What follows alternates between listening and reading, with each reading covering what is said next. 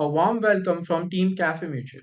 Friends, over the last few years, midcap funds delivered healthy returns, and considering the froth in the midcap market, SEBI chairperson recently expressed her concern about high market valuations and asked the fund houses to take liquidity test. Do this means that midcap is overvalued or still the midcap offers investing opportunities? To understand more about the midcap market segment, today we have Niket Shah, fund manager, Motilal Oswal Mutual Fund. Niket has an overall experience of over 16 years. 5 years is Motilal Oswal Mutual Fund. Prior joining Motilal Oswal Mutual Fund, he was associated with Motilal Oswal Securities and Edelweiss Securities. Hi Niket, welcome to Cafe Mutual Show. Thank you so much for having me here. How are you? Good, good. How are you? I'm doing good. So nowadays we have seen it like there are much talk about mid caps and small caps going on into the market, and the SEBI has come up with the liquid test, and the questions are always there whether it is effective or it's not effective.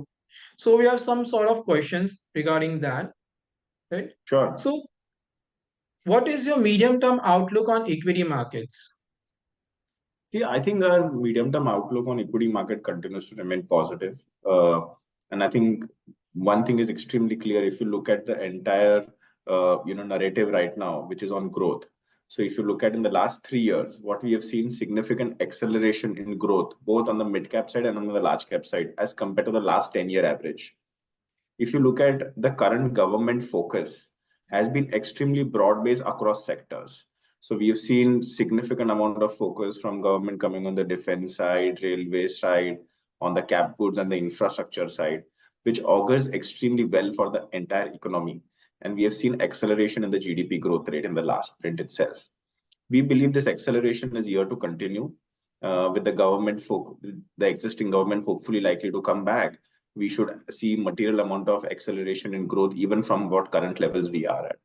So our view is that while GDP growth will accelerate, we will see significant amount of FII flows coming back in the country once there is clarity on which government is going to come in the center. And that would give a lot of confidence to longer term FIIs, which are looking at entering into India. And hence our view is that we should at least expect a double-digit kind of a return from current levels in the next 12 to 18 months. Okay. So recently, SEBI chairperson expressed her concern about high valuations of mid and small cap companies. What's your take on this?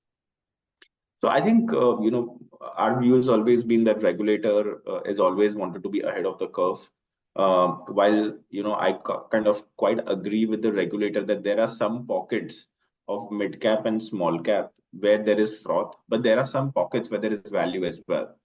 As fund managers, our job is to identify where there is value and continue to invest ahead of time, and so that as and when the value gets discovered with the earnings growth, we should actually see the benefit of that in the stock price.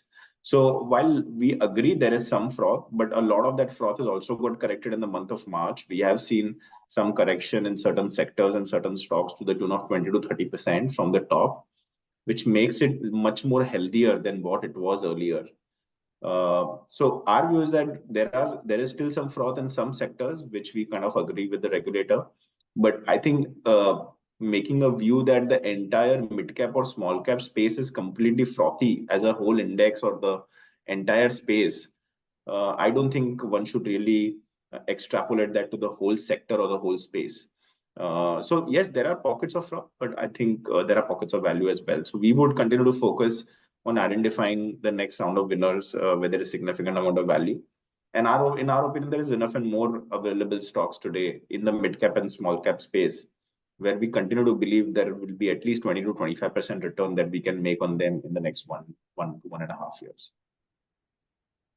Okay. So considering the fact that mid-cap funds delivered healthy returns over the last 5 years, why do you think that mid-cap funds will continue to deliver stellar returns?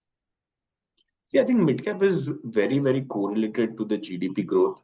And if we expect GDP growth to accelerate in high single digits, at least for the next 3 to 4 year period, then I think mid caps will continue to do very well.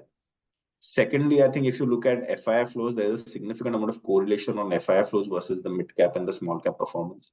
If the FII flows in the country continue to remain positive, which hopefully after election we will see that, then I think it will benefit the mid cap and the small cap space in a material fashion. So if you talk about Motilal Oswal Midcap Fund, the fund has outperformed its benchmark in 3 and 5 year returns. What are the three things that have worked for this fund? So I think there are 2, 3 things which really worked for us. One is that our call on certain sectors have been extremely spot on in the last 4 to 5 year period. Just after COVID, we went overweight on IT. And after in 2021, once IT did extremely well, we took a call that the valuations have been expensive, and we went materially underweight on IT and overweight on banks. That is a time where the country was seeing open up kind of a situation. Economy was opening back after COVID environment. Again, banks did very well. Then we went overweight on capital goods, and we moved out of the banks into capital goods. Again, that theme did very well for us. And last but not the least, we have gone back to IT, and now recently being overweight on telecom. So I think what we have identified is that the sector selection in the last 3, 4 years has been extremely spot on. Now, what is the second important point which has worked in our favor is while you actually have a very right call on the sector, within that sector, which stock to buy is even more critical. So, for example, if your view on IT is positive, that doesn't mean all IT companies will give you similar returns. You actually have to identify which IT companies will give you higher returns, among the entire pack of IT companies. So our stock selection also has been extremely spot on within that sector. And last but not the least, we have been exiting a lot of stocks from time to time where we believe valuation has been extremely expensive. And that has actually really benefited the fund, because while you see stock going up by 2 times or 3 times, you take the money off the table and then you get into the next sector and the next stock. And we keep doing that repetitively over time and again with accuracy. And that is where the result has really kind of played out for us. And last but not the least, I think barring 1 or 2 themes, we have captured all major themes which have been playing out in the country at this point in time.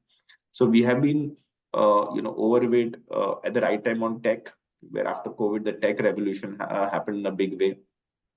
Then we were overweight on capital goods. We were overweight on consumer discretionary. We played to the startups, in the consumer space. And again, we made disproportionate return there. We're also invested in fintech, which is one of the new age fintech, which is recently got listed from one of India's largest market cap companies. So we have been, ahead of the curve in most of the stocks, most of the themes, and that has really benefited the fund today.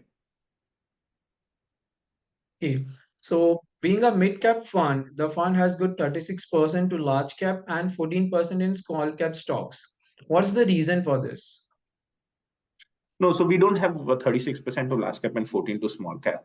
Today our mix is about 70% to mid cap.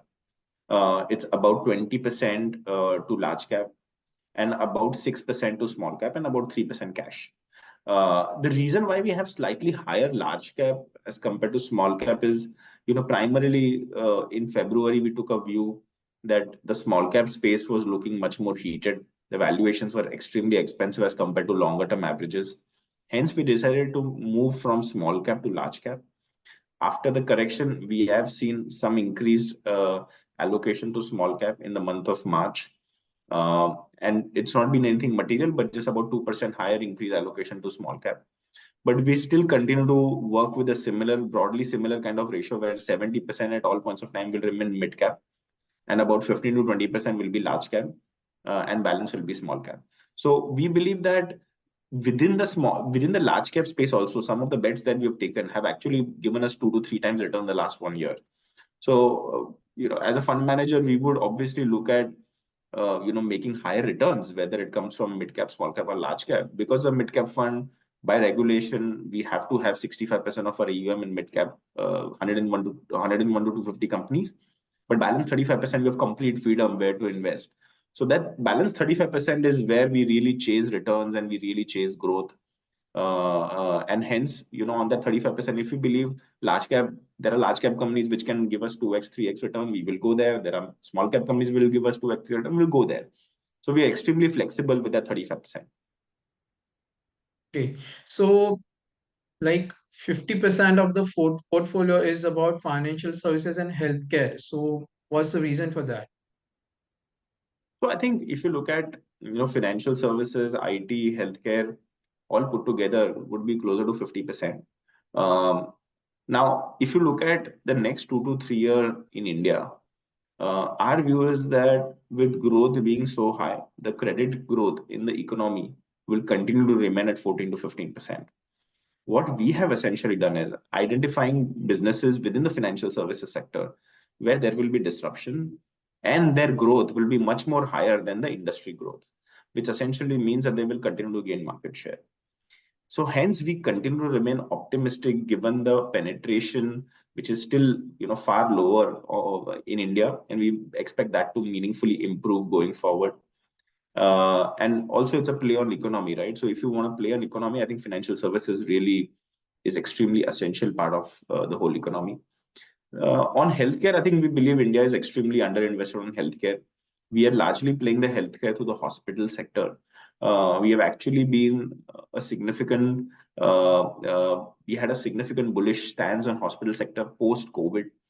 Our view was that in the next 2 to 3 years, India will see material amount of addition to beds, and we will still face huge amount of demand for quality healthcare as per capita income grows. I think some of those theses have really started to play out. And last but not the least, our view on IT has become overweight recently. And primary reason is we don't want to miss the AI theme as it plays out over the next 12 to 18 months. We believe these are early days for any AI deals to benefit the Indian IT companies, but there is an early start being made, and hence we are ahead of the curve by positioning ourselves slightly overweight on the IT side of the market as well. So these are the three sectors that we are overweight. The other sectors where we are also overweight is capital goods and telecom. We continue to believe that India will continue to remain in sweet spot as far as capital goods is concerned for the next 2 3 years, given the focus on government on infrastructure, PLI. And similarly, we also believe that telecom should make a comeback this year in terms of ARPU increases that we expect post election, and that should augur well for the sector as well. So we are talking about Motilal Oswal Midcap Fund. Why do you think MFDs should recommend this fund to their clients? So I think our fund is much more unique than most of the other funds in India. One is that we have extremely concentrated fund. We take high conviction bets. Today, at any point of time, if you look at, we would have about 25 to 30 names in our portfolio, which essentially means that our focus is always remain on high growth and high quality. And wherever we see a high growth, high quality with longevity of growth, we would like to make a reasonable amount of allocation to that stock. And that is one differentiating factor that we bring on table. The second differentiating factor is if you look at the quality of growth, the ROE of the portfolio is more than 20%. And the growth, the profit after tax growth of the portfolio today is closer to 35%, which in my opinion is pretty much one of the highest in the industry for the next 2 year period. If we and our view is that index will grow at about 25% for the next 2 year period. Motilal Oswal Midcap Fund has recently completed 10 years. Can you tell us how this journey was? So I think this journey has, obviously been a combination of cycles. We had seen material amount of outperformance in the first 3 4 years. Then COVID came, which impacted our performance for 1 year period because we were overweight on financials, and when COVID hit us, our performance clearly got impacted. And after that, I think we've recovered whatever we had lost during the COVID month, and we've recovered virtually everything that we had lost. In fact, we're actually now at a much more advantageous position. So that's all for today's episode at Cafe Mutual. It was an interesting session. Thank you so much, Niket, for your time, and thank you all for joining us. Have a great time. Thank you, everyone. Thanks so much for having me here. Thank you, Niket.